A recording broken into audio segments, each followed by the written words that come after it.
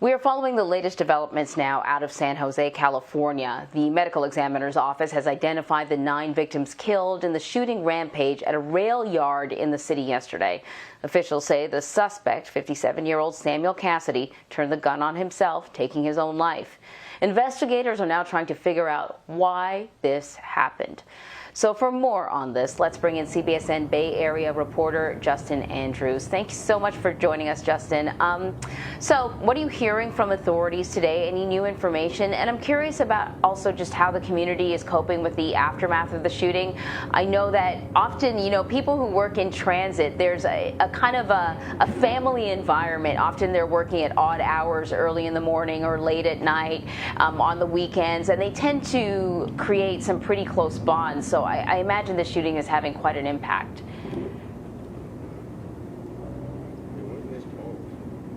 Let me go ahead and address the first question. So this morning we learned new details from Lori Smith. She's the sheriff here in Santa Clara County. She told us that, her crews are inside here methodically moving, making sure there are no explosives inside the VTA facility just as a precautionary measure. We're told they will probably be out here for quite a while as they continue to investigate and even figure out exactly how many rounds were fired inside this facility. When it comes to the community, when it comes to the VTA workers here, you said it right. They are very tight-knit in this community. We spoke with the mayor yesterday. He's also shaken by this. This has really rattled the entire community, and as you can imagine, several people, we're talking 9 people lost their lives, so it really tugs at your heart, Anne-Marie.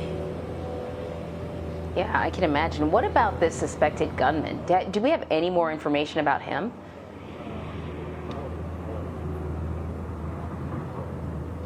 Well, we know he's 57-year-old Samuel Cassidy. He apparently lives about 13 miles away from where this shooting scene happened. And apparently, according to some neighbors and even his ex-wife, he was apparently a little rude, a little mean. His ex-wife told us that he even threatened that he would possibly harm some of his co-workers. They really never thought that would happen, but that's what neighbors and his ex-wife are telling us in that area. We're told he's been working here at the facility for several years at this point, but no one expected what happened yesterday to happen right here.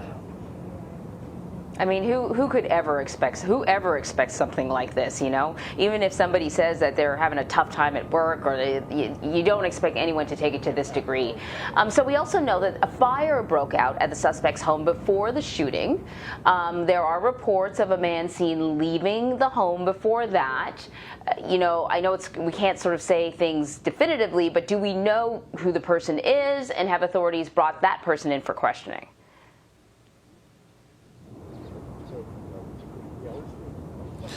Well, according to neighbors, it is indeed the gunman here. He, according to neighbors, told us that video, we got video of that guy. They say that it is indeed Samuel Cassidy. And apparently he was leaving his home yesterday morning. He had a duffel bag from the video. Not sure what was in that duffel bag, but investigators are very clear that they are investigating that home, well, now burned. And also here, they say there is a connection. Keep in mind, the initial phone call of this deadly shooting came in around 6:34 yesterday morning. About 2 minutes later, that's when neighbors reported his home went up in flames. So there clearly is a connection between this. Right now, investigators aren't telling us at all right now, but we do know there were explosives and bomb-making materials found inside of his home. I really appreciate you taking the time out to talk to us. Thank you, Justin Andrews.